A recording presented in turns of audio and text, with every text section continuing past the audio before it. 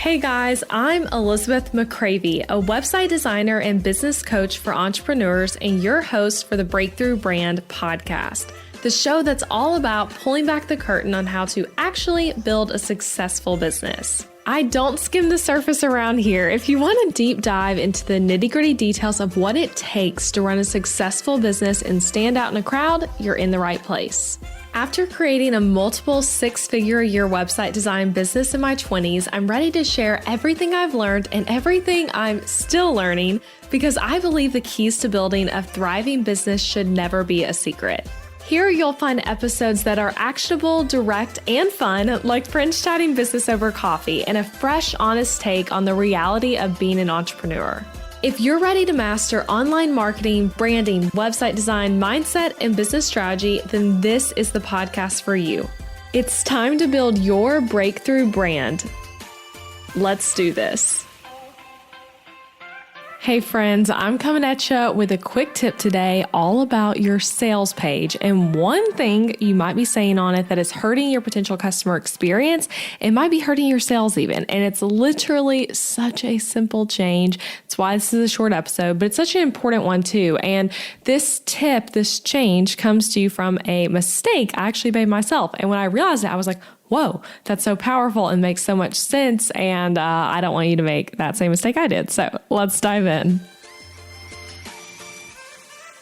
So before I tell you the thing to change, I want to say two things. First of all, I say that this is something you need to change on your sales page, but it actually applies to a service page. So if you're selling a service, selling a product, doesn't matter, on your website when you are talking about that thing, this applies to it, but it also applies outside of your website. So obviously when we are selling things, we might send emails and have other places where we're calling people to action to do something related to whatever it is we're selling. So think about this like holistically with your marketing, but we're going to talk very specifically about it on like your sales page or service page. So every sales page or service page on your website has, like what I literally just said, what we call a CTA. So CTA is short for call to action. And basically what that means is that we are calling people to take an action based on whatever it is they're reading or seeing. And I've talked about calls to action plenty on this podcast in different places. So you should have a CTA on every page of your website where you are telling the user like, hey, here's what you should go do next. And what you're calling them to do is going to change a lot depending on like what page it is on the website. So on a sales page, for example, or a service page, there might be multiple CTAs, buttons basically with some text with them, like some text above, some text on the button, where you are calling them to like take that action that you want them to take. So you need, obviously, right? I'm about to get into the thing to change, but you need to have a button where when someone clicks on it, it takes them to that place on your website where they will take action. Whether it's that they're signing up for a free trial, joining a monthly subscription, buying your course, buying a template, buying another product from your shop, or inquiring about working with you, asking to get prices, trying to schedule a discovery call with you. Like it can be a variety of things. But what I'm talking about here is that call to action where the next step is likely the potential customer handing over money to you and becoming a customer. So sometimes the buttons lead to something that isn't the person buying. Like, they might be joining an email list via the call to action or signing up for a waitlist or freebie. But again, what I'm talking about here is a call to action button where the result is that they are seeing information to hand over their money and for it to be a sale for you. So the thing though, right, on these call to action buttons that you should stop saying is buy now. Stop saying buy now. Stop saying purchase now. Why? Why should you stop saying buy now when you do in fact want the user to buy now? And when that is in fact what they're doing, right? You might be like, Elizabeth, why can't I say buy now? You can totally say it, but I think it's not the most effective call to action you can have. And I'm all about helping you like do the most effective marketing and most effective website you can possibly have. And so buy now is not typically going to be the most effective thing you can say. And here's why. There's a few reasons. There's three like core things I thought of that are like, okay, these are why you shouldn't say it. And I also have some ideas for you of what to say instead. So 3 reasons. First of all, saying buy now is focused on what they're giving not what you're giving. It's focused on what they're losing, not what they're gaining. So buy now is all about them giving you their money to buy versus like, hey, you get this thing. I'm joining this thing. That kind of language is better. So it reminds people basically, this is my second point. It reminds them that they have to part with their money to get whatever result you've been talking about. It's actually kind of like a negative action in some ways, right? Especially when we think about the price of a lot of the things that we're selling and might be saying buy now about. So it's reminding that they have to part with their money to get whatever the result you've been talking about. And this is the third reason that I would say might be even like the biggest overarching one, because you could kind of disagree with me possibly about those first two reasons. But the third reason, it's boring and not very strategic. There are way better ways to call someone to action than just saying buy now. It kind of feels like a meld in call to action, actually. It's just like you're saying the most simple, most obvious thing. And there are way more effective ways to do that. So those are like my three main reasons I would say you should ditch this call to action. And the way I kind of said this in the intro already, but like this is inspired by a mistake I made. And the mistake there to tell you is this got pointed out to me that I did this by my copywriter. So she was proofing something I wrote because sometimes I like to get her eyes on like copy I'm writing. And she was proofing something I wrote for the sales page templates I sell in my Show It template shop, which are fabulous, by the way. So if you need an awesome strategic sales page to like add to your already existing Show It website, which whether or not your main website's from me or not, you can add these sales pages to it. But anyway, you need to check this out. That's what you need. But she was proofing something I wrote for them. And when she was giving me her feedback, she gave it to me in a Loom video. And like her main feedback was like, hey, you have the call to action is buy now. Let's change to something more aspirational. And so she had changed it. It was like way better. And I was like, oh yeah, like in a sense, like buy now, it's not aspirational. It's reminding people that they're parting with their money. And it's also a waste of valuable copywriting space and time that the viewer is going to read something, right? Like every like inch of text we can get someone to read about our offer is valuable. So why not replace that with something that's more valuable, more helpful towards the sale and that kind of thing. So that was kind of how that came about for me. But now I want to share with you, I literally just brainstormed this like right as I was outlining this, but what are some things you could say instead of telling people to buy now? So here are some ideas. And with this list of ideas, you've got to customize these to what your offer is. So I'm going to kind of say filling it in with like X or Y and things for some of this. So customize it for your offer. But these are some ideas, and I'll have these all written out on the blog post that goes with this episode too. So if you want to read them, click to that link in the show notes. But these are my ideas to change from buy now and purchase now. So you could say, get started. Join today or join now, or I want to join. I'm ready to X. So something like I'm ready to change my business. I'm ready to elevate my brand. Again, very aspirational. Get my X. So like get my course, get my workbook, get my template. I want in, or I'm in, like, I'm in, I'm ready to join. I'm ready to join could even be why I didn't have that written down, but that could be great. Enroll now. Take the course, unlock my offer. That would be really great if you're having a sale and we're like seeing that something's discounted. Get my discount could be another one. So kind of emphasizing that they're saving on it. They're getting something special there. Learn more. That could be a good one, especially if it's something where they're inquiring before they buy. So if the next step is not them actually getting to purchase, learn more is a great one. Sign me up. Select my plan. That would be really great if like the call to action after they click it, they're going to have to select like which payment option they want to go with. I want X. So saying I want, this thing. I'm ready. Love that one. I'm ready. Let's go.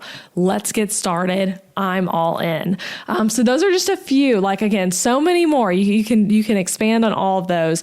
And you can also create something for your call to action that's just like 100% customized to your offer.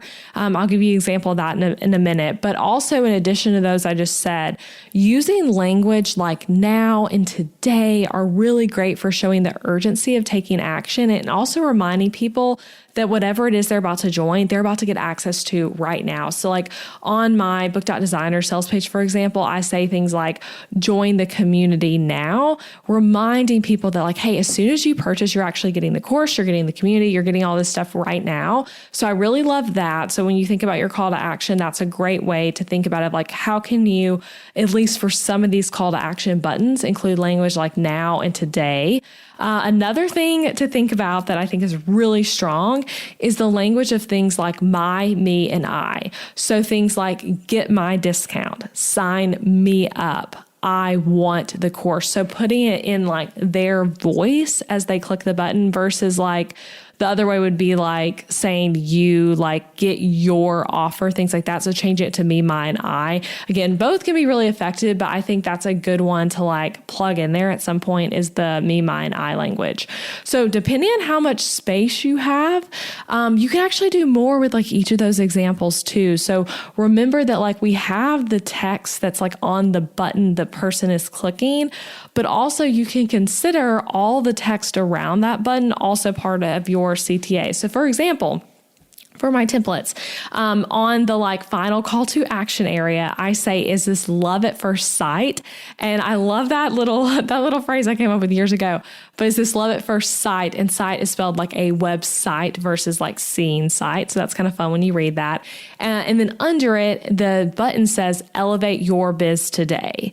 So that's like, they're both kind of playing together. So that's just a little quick example of how those things can relate. So go take a peek at your own website though. Go take a peek at your funnels, your email marketing funnels, and see like, are you saying buy now and things like that? And how could you replace it and make it stronger? So are there any spots where you can strengthen your calls to actions? And again, it's such an easy swap. Like this might take you like maybe 10 minutes. Just click through your whole site, make some quick changes, see where you can say something stronger and take away that language of saying buy now wherever you can and wherever it makes sense in your particular website copy. So if you're listening to this though, and as you look over your website and you're like, hey, I want more strategy. I want more strategicness. That's not really the right way to phrase that. But if you want more strategic stuff built into your website and marketing, I want to tell you my Black Friday sale kicks off over at MShop actually next week, which I'm simply thrilled about. I'm of course recording this a bit in advance. So I'm like, oh my gosh, Black Friday is about to be here when you guys are hearing this. And this is actually this year's Black Friday is the best Black Friday offer I think I've ever put together. You guys know I love providing all the great, amazing, fun stuff for like sales and promotional periods. And like Black Friday is like my fun time for that. So this year's Black Friday is especially amazing. And every Black Friday, I do my biggest sale of the year on website templates. So that's the best time to buy if you're looking for some major savings. And I go all out on the discount and on the bonuses. And I get you really ready to take your business to the next level with a new website and other resources as well for the new year. So go check out my website templates. It's at elizabethmccravey.com/shop. Check out the sales page templates too, especially since those were the inspiration behind this episode. So look at the templates, flag the ones that you're feeling like, ooh, that could be a good fit for me. Or, ooh, I'm starting a podcast next year. I'd love to get a website for that. Or, ooh, I'm going to have this offer. I need a sales page, whatever it is. See which ones might be a good fit for your business. And then mark your calendar for November 22nd. That is when the MShop Black Friday sale kicks off, and I will put some more info on that in the show notes with this episode so you can click over and read about it more as well. But yeah, the 22nd, mark your calendars, biggest sale of the year. I cannot wait. And if you have any questions between now and then, feel free to email me. But yeah, I hope this helps you so much as it helped me. Why you should stop saying bye now. Yeah, hope you love it. And shout out to Emily. I need to give her the proper shout out. Emily from Emily Writes Well.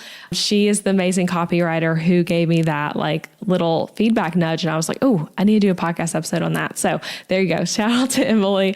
Okay. Thanks guys. I will be back next week with another episode. And next week, actually, oh my gosh, we're talking about SEO. So get really pumped for that. SEO specifically like things to know for your website in the new year in 2023 to really maximize your SEO potential. So stay tuned for that. All right. Bye friends. Thank you for listening to this podcast episode all the way until the end. I appreciate you being here. And if you enjoyed this episode, then I want to invite you to check out my website template shop too. Over on elizabethmccravey.com, you'll find Show It website templates that are easy to use, strategically designed, and created to help you book more clients and customers. Maybe your current website is really boring. Maybe it's a challenge to update, and maybe even it's that thing that you really feel like is just completely holding your business back. Your website needs to be strategically and intentionally designed in order for it to convert your viewers into raving customers, and that's exactly what my M-Shop templates do. So these are pre-made Show It website templates where you can plug and play your content into it with ease and then get started with a website that's designed to actually help you make more money. These templates are designed to be SEO friendly on the back end, and they're not just pretty, but they are very strategic and with all the strategies I teach on this podcast. And best of all, they're easy for you to set up all by yourself. So shop them at elizabethmccravey.com/shop and come join the M-Shop family of hundreds of happy customers. And as an added perk, you can use the code BBPodcast at checkout to get 10% off any template as a thank you for being a part of the podcast family. So that's BB Podcast for 10% off any template over at elizabethmccravey.com. And if you love this podcast, don't forget that you can subscribe on Apple Podcasts so that you never miss an episode, and leave a rating and review for the show wherever you're listening. Share it with a friend, share it on Instagram or Facebook. That's a great way to support the podcast and get the word out. All right, I'll be back next week with another new episode.